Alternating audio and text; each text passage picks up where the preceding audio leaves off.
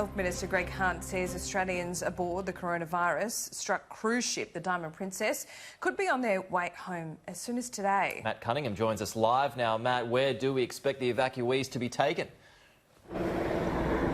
Well, Pete, the most likely destination for those evacuees is this workers' camp on the outskirts of Darwin, where I'm standing right now. There are 266 people who are currently in quarantine here. They've been here since they were flown from Wuhan last Sunday. But as we've been reporting this morning, the Australian government is now working to bring home those 200 Australians who've been stuck aboard the Diamond Princess cruise ship for 2 weeks. That's how long that ship has been docked off the coast of Yokohama. Now, the Federal Health Minister Greg Hunt spoke about this issue on the 7 Network this morning. Here's what he had to say.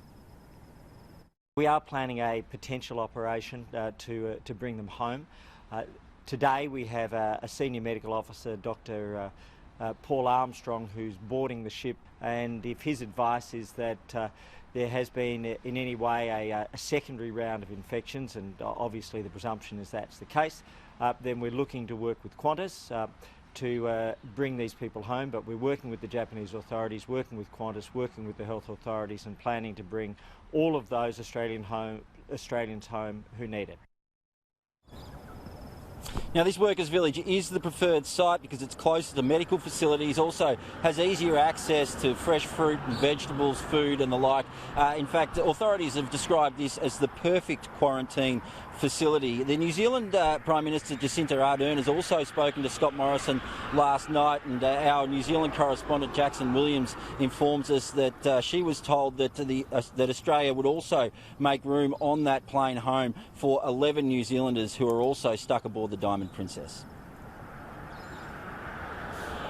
And Matt, this comes as evacuees on Christmas Island prepare to make the journey home.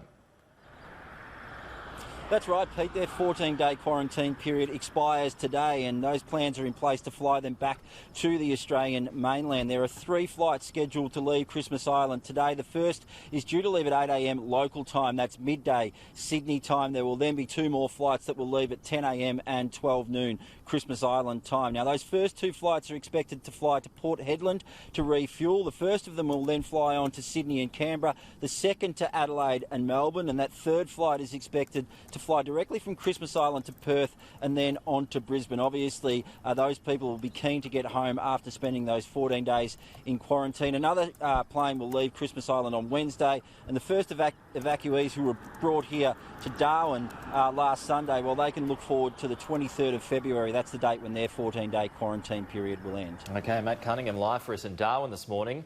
Matt, thank you. And later on today, Chief Anchor Kieran Gilbert will sit down with China's ambassador to Australia, live from the Chinese embassy, for an exclusive interview on the response to the coronavirus outbreak. Once again, live here at midday on Sky News.